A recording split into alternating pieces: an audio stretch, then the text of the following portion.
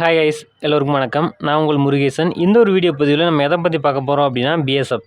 பிஎஸ்எஃப்லேருந்து பார்த்தீங்க அப்படின்னா நிறைய வீடியோ நம்ம அப்லோட் பண்ணிக்கிட்டே இருக்கோம். ஏன் அப்படின்னா ஒவ்வொரு இதுக்குமே பார்த்தீங்க அப்படின்னா தனித்தனியான குவாலிஃபிகேஷன், ஏஜ் லிமிட், அதுக்கான சேலரி டீட்டெயில்ஸ்லாம் கொடுத்துருக்காங்க. அதனால தான் நம்ம அதுக்கான தனித்தனியான வீடியோஸ் நம்ம வந்து அப்லோட் பண்ணுறோம். பிஎஸ்எஃப் பொறுத்த வரைக்கும் பார்த்தீங்க அப்படின்னா இது வந்து மினிஸ்ட்ரி ஆஃப் ஹோம் அஃபேர்ஸ் கீழே வரும். இதுக்கு யார் எலிஜிபிள் அப்படின்னா மேல் அண்ட் ஃபீமேல் இதுக்கு எலிஜிபிள். இதில் பார்த்தீங்க அப்படின்னா குரூப் பி அண்ட் சிக்கான நான் கேஜெட்டட் போஸ்ட் வந்து அனௌன்ஸ் பண்ணியிருக்காங்க. நெக்ஸ்ட் பார்த்தீங்க அப்படின்னா இதற்கான வேகன்சி டீட்டெயில்ஸை பொறுத்த வரைக்கும் போஸ்ட் குரூப் பியில் பார்த்தீங்க அப்படின்னா எஸ்ஐ ஸ்டாஃப் நர்ஸ் இதில் பார்த்தீங்க அப்படின்னா யூஆரில் 4 வேக்கண்டும், இடபிள்யூசியில் 3 வேக்கண்டும், ஓபிசியில் 4 வேக்கண்டும், எஸ்சியில் 2 வேக்கண்டும், எஸ்டியில் 1 வேக்கண்டும், டோட்டலாக பார்த்தீங்க அப்படின்னா எஸ்ஐ ஸ்டாஃப் நர்ஸ்லேருந்து 14 வேகன்சி கொடுத்துருக்காங்க. இதுக்கான பே லெவலை பொறுத்த வரைக்கும் லெவல் 6ல் 35,400 வந்து 1,12,400 வரைக்கும் பே பண்ணுவாங்க. அடுத்து பார்த்தீங்க அப்படின்னா குரூப் சி போஸ்ட் இதில் பார்த்தீங்க அப்படின்னா assistant sub inspector lab technician இதில் யூஆரில் 12 வேகன்சியும், இடபிள்யூசியில் 4 வேகன்சியும், ஓபிசியில் 12 வேகன்சியும், எஸ்சியில் 6 வேக்கண்டும், எஸ்டியில் 4 வேக்கண்டும், டோட்டலாக பார்த்தீங்க அப்படின்னா 38 வேகன்சி கொடுத்துருக்காங்க. அசிஸ்டன்ட் சப் இன்ஸ்பெக்டர் பிசியோதெரப்பி இதில் பார்த்தீங்க அப்படின்னா யூஆரில் 19 வேக்கண்டும், இடபிள்யூசி 5 வேக்கண்டும், ஓபிசியில் 12 வேக்கண்டும், எஸ்சியில் 7 வேக்கண்டும், எஸ்டியில் 4 வேக்கண்டும், டோட்டலாக பார்த்தீங்க அப்படின்னா 47 வேகன்சி கொடுத்துருக்காங்க. இந்த குரூப் சியிலேருந்து பார்த்தீங்க அப்படின்னா டோட்டலாக 85 வேக்கண்டும், குரூப் பியிலேருந்து 14 வேக்கண்டும், டோட்டலாக பார்த்தீங்க அப்படின்னா 99 வேகன்சி வந்து கொடுத்துருக்காங்க. இந்த குரூப் சி போஸ்ட்டுக்கான சேலரியை பொறுத்த வரைக்கும் லெவல் 5ல் 29,200லேருந்து 92,300 வரைக்கும் பே பண்ணுவாங்க. இதுக்கான செலெக்ஷன் ப்ராசஸை பொறுத்த வரைக்கும் stage 1, stage 2, stage 3, stage 4, stage 5 அப்படின்ற மாதிரி இருக்கும். ஸ்டேஜ் 1ல் உங்களுக்கான ரிட்டன் எக்ஸாமினேஷன் இருக்கும். ஸ்டேஜ் 2ல் ஃபிசிக்கல் டெஸ்ட் இருக்கும். ஸ்டேஜ் 3ல் ஸ்கில் டெஸ்ட் ஒரு சில போஸ்ட்டுக்கு மட்டும்தான் இருக்கும். ஸ்டேஜ் 4ல் பார்த்தீங்க அப்படின்னா டாக்குமெண்ட் வெரிஃபிகேஷன் இருக்கும். ஸ்டேஜ் 5ல் மெடிக்கல் எக்ஸாமினேஷன் இருக்கும். லாஸ்ட்டாக பார்த்தீங்க அப்படின்னா இதற்கான ஃபைனல் மெரிட் இருக்கும். இதான் இதற்கான செலெக்ஷன் ப்ராசஸ். இதன்படி தான் அவங்களுமே ஃபாலோ பண்ணுவாங்க. நெக்ஸ்ட் பார்த்தீங்க அப்படின்னா எஜுகேஷன் குவாலிஃபிகேஷனை பொறுத்த வரைக்கும் சப் இன்ஸ்பெக்டர் ஸ்டாஃப் நர்ஸ்க்கு பார்த்தீங்க அப்படின்னா நீங்கள் 10th + 12th முடிச்சிருக்கணும். முடிச்சுட்டு டிகிரி அல்லது டிப்ளமோ பார்த்தீங்க அப்படின்னா ஜென்ரல் நர்சிங்கில் நீங்கள் முடிச்சிருக்கணும்.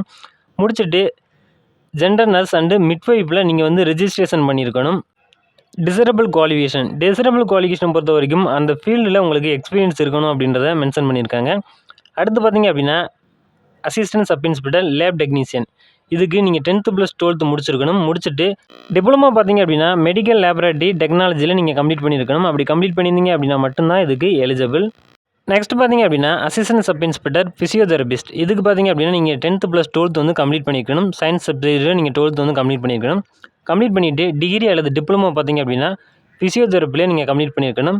முடிச்சுட்டு 6 month எக்ஸ்பீரியன்ஸ் பார்த்தீங்க அப்படின்னா ஹாஸ்பிட்டலில் உங்களுக்கு இருந்திருக்கணும் அப்படின்றத மென்ஷன் பண்ணியிருக்காங்க. ஏஜ் லிமிட்டை பொறுத்த வரைக்கும் சப் இன்ஸ்பெக்டர் ஸ்டாஃப் நர்ஸ்க்கு பார்த்தீங்க அப்படின்னா 21 வயதுலேருந்து 30 வயதுக்குள்ளே இருக்கணும். அசிஸ்டன்ட் சப் இன்ஸ்பெக்டர் லேப் டெக்னீஷியனுக்கு பார்த்தீங்க அப்படின்னா 18 வயதுலேருந்து 25 வயதுக்குள்ளே இருக்கணும். அடுத்து பார்த்தீங்க அப்படின்னா அசிஸ்டன்ட் சப் இன்ஸ்பெக்டர் பிசியோதெரபிஸ்ட் இதுக்கு வந்து 20 வயதுலேருந்து 27 வயதுக்குள்ளே இருக்கணும். இந்த ஏஜுக்குள்ளே இருந்தீங்க அப்படின்னா மட்டும்தான் இதுக்கு எலிஜிபிள். அதே மாதிரி ஏஜ் ரிலாக்ஸேஷனுமே கொடுத்துருக்காங்க. எஸ்சி எஸ்டிக்கு 5 years ரிலாக்ஸேஷனும், ஓபிசி கேட்டகரியில் இருக்கவங்களுக்கு 3 years ரிலாக்ஸேஷனும் கொடுத்துருக்காங்க. ஒருவேளை உங்களுக்கு ஏஜ் பாராயிடுச்சு அப்படின்னா இந்த ஒரு ரிலாக்ஸேஷன் யூஸ் பண்ணி நீங்கள் தாராளமாக விண்ணப்பிச்சுக்கலாம். உங்கள்கிட்ட ஓபிசி சர்டிஃபிகேட் இல்லை அப்படின்னா நீங்கள் அப்ளை பண்ணி வச்சுக்கோங்க, ரொம்பவே தேவைப்படும்.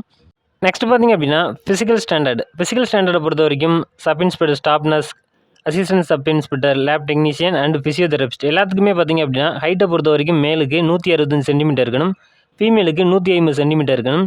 செஸ்ட்டை பொறுத்த வரைக்கும் நார்மலாக 76 சென்டிமீட்டர் இருக்கணும். 5 சென்டிமீட்டர் எக்ஸ்பென்சிவ் பண்ணுற மாதிரி இருக்கும். ஃபீமேலுக்கு செஸ்ட் மெஷர்மெண்ட் கிடையாது. வெயிட்டை பொறுத்த வரைக்கும் உங்களுடைய ஹைட் அண்டு உங்களுடைய ஏஜை பொறுத்து மெஷர் பண்ணுவாங்க, மேல் அண்ட் ஃபீமேல் 2 பேருக்குமே.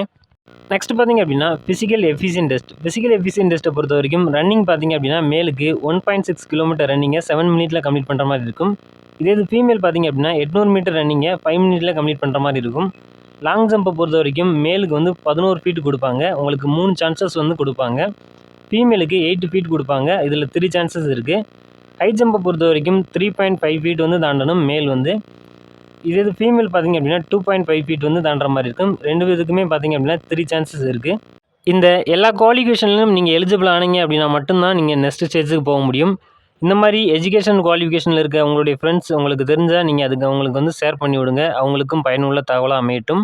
நெக்ஸ்ட் பார்த்தீங்க அப்படின்னா இதுக்கான அப்ளிகேஷன் ஃபீஸை பொறுத்த வரைக்கும் நீங்கள் வந்து குரூப் பி போஸ்ட்டுக்கு நீங்கள் அப்ளை பண்ணீங்க அப்படின்னா 200 பே பண்ணுற மாதிரி இருக்கும். இதே இது குரூப் சி போஸ்ட்டுக்கு நீங்கள் அப்ளை பண்ணீங்க அப்படின்னா நீங்கள் ₹100 பே பண்ணுற மாதிரி இருக்கும். அது மட்டும் இல்லாது ₹47.20 பார்த்தீங்க அப்படின்னா இதுக்கான சர்வீஸ் சார்ஜாக எடுப்பாங்க. இதை வந்து net banking, credit card, debit card இந்த மாதிரியான பேமெண்ட் மெத்தட் யூஸ் பண்ணி நீங்கள் தாராளமாக பே பண்ணிக்கிற முடியும். இதுக்கான அப்ளிகேஷன் ஸ்டார்டிங் டேட் பார்த்தீங்க அப்படின்னா 18 மே 2024லேருந்து 17 ஜூன் 2024 வரைக்கும் இருக்கும் அப்படின்றத கொடுத்துருக்காங்க. அதுக்குள்ளே நீங்கள் ஆன்லைனில் போய் விண்ணப்பிக்கிற மாதிரி இருக்கும். எக்ஸாம் டேட்டை பொறுத்த வரைக்கும் நோட்டிஃபை லேட்டர் அப்படின்ற மாதிரி கொடுத்துருக்காங்க.